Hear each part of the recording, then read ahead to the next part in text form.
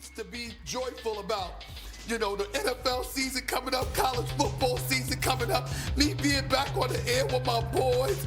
Yo, some dude, Marcus Spears Jr.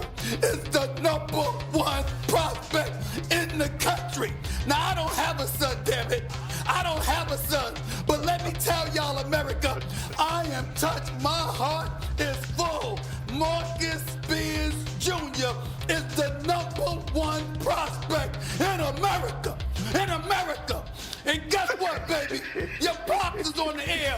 So proud. But let me tell you something. There's a whole bunch of people right here in the ESPN family that's proud of you, my brother. I'm getting emotional right now. Go to first takes in the house. I'm getting emotional right now. Let's go. I mean, proud of Marcus Spears, Stephen A. How about his wife? She's the hooper. Yes. She brought the genes, am I right, Marcus? Absolutely. And if I remember correctly, wasn't your daughter the #1 volleyball player in the country as well? So I don't know what's happening in the Spears household, but that is some good genes right there. Good morning, everybody. Welcome into First Take. Got my guy Chris Canty with me, Marcus Spears, and of course Stephen A. Smith. And let's get this party started, guys. Oh, go ahead, Stephen A. Sorry, we got a delay. I'm not trying to. I didn't bring up the wife, Molly, because I felt like if I brought her up, but I didn't do it in precisely the fashion that she approved, she would come for me. So I figured I'd leave it to you, Molly. I want to be safe. I'm a smart man. Ain't nobody calling me a dummy. Play it safe. Play it safe. We'll keep it rolling here, guys. Right. And we're starting in the NFL. Browns rookie quarterback Shedeur Sanders strained an oblique throwing Wednesday morning, according to the team, and was held out of first day of joint practices with the Eagles. Sanders is considered day-to-day, won't practice today, and likely to play in the preseason game versus the Eagles Saturday. His injury is the latest in a string of ailments that have impacted the Browns quarterback room. S.A., I'll start with you. What does this injury mean for Shedeur? Well, to me, it's a setback. Just my personal opinion. Not a negative against him in any way. But I thought the momentum from his performance against the Carolina Panthers was something that he was going to be able to ride, even when he was still left as #4 on the depth chart. You had us speculating as to why that is. What a Kenny Pickett, what a Dylan Gabriel, both hampered, right? Joe Flacco is a given. We understand where he's at this point in time in his career and what he means to the Browns. He's their security blanket who would probably start at the start of the season because he's your QB1 for the moment. But we looked at Shedeur Sanders, and then I'm thinking about, okay, you got joint practices with the Eagles, and then you got a game this Saturday night against the Eagles.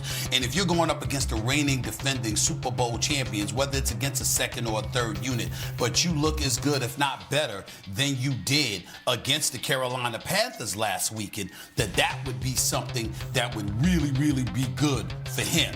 The fact that he's now hurt and he's not going to be able to play in all likelihood this weekend, to me, is a setback in that regard. Again, not a negative, fellas. It's just that I thought momentum was in his favor coming into this weekend, and now that has been derailed. Yeah, Stephen A., you're just being a realist. Shedeur Sanders is a 5th-round pick. He's trying to win a job, and in the NFL, a part of your job description is availability. So anything that can interrupt the progress that he's made in training camp is something that you should be concerned with. But I look at this a little bit differently. This could be a blessing in disguise for Shedeur Sanders, and here's what I mean by that. The ultimate objective is to sell the Cleveland Browns that you are their future at the quarterback position, especially considering that the Browns have 2 first-round draft picks in 2026. Maybe, just maybe, it might be in Shedeur's best interest with this potential injury, the fact that you're not going to see him out there against the Philadelphia Eagles on Saturday night. It tampers down unrealistic expectations that some people, and I say some, not all, have been putting on Shedeur while he's been considered or being in the mix for the QB1 job. When you look at the Cleveland Browns, starting the season as QB1 as a rookie might not be ideal. When you think about it, they're at home against the Cincinnati Bengals. Then they got a string of 5 straight playoff teams: Baltimore Ravens, Green Bay Packers, Detroit Lions, Minnesota Vikings, and the Pittsburgh Steelers. Not a soft place to land if you're Shedeur Sanders. So what I'll say is this: although it's never ideal to be dealing with an injury, the fact that the severity of the injury is not going to be expected to keep him out long term, and the fact that this does give everybody a chance to chill out with the expectations, I think it could be a good thing for Shedeur in the long run. Yeah, see, I understand that premise, but I contextualize it like this, all right? I thought it was semantics to keep him fourth overall. I still think him, Dylan Gabriel, and Kenny Pickett are all bunched up to see who the guy will be behind Joe Flacco. Obviously, Kenny Pickett having probably a little bit more of headway because he's played in the league before, but everybody understands, too, that there's a book out on him and some idea of what he is as a quarterback. The unfortunate part about this oblique injury is what I thought the preseason game would do for him, and it would get him more reps, more intentional reps in practice, especially with what Stephen A. brought up. Now you're practicing against another team. You get a chance to see him against a defense, hopefully with good on good. And when we went into the preseason game, and Stephen A. and I talked about this, I thought that this was an opportunity for him to move up, not the depth chart considerably when it comes to where he would be placed as the quarterback in line.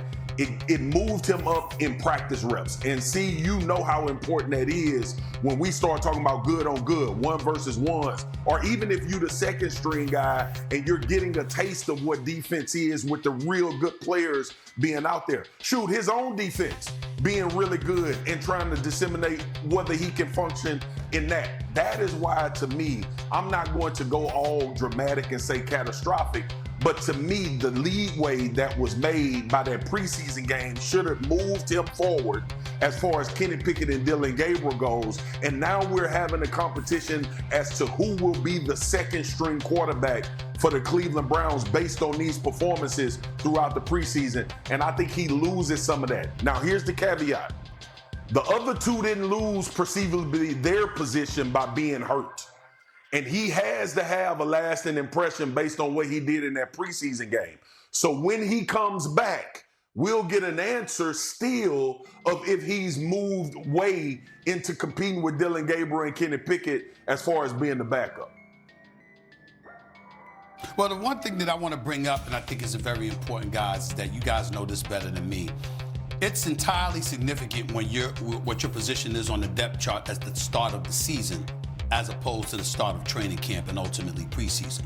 Because what happens is that they had him in that position before he competed, before he had a chance to prove himself. It's not like they walked in there and they said, okay, y'all competed, and as a result of what we've seen, we've got you as the QB4. No, you came in there and that's where they placed you. You understand? They drafted Dylan Gabriel ahead of you. Kenny Pickett has already been in the league as a starter at some times when he was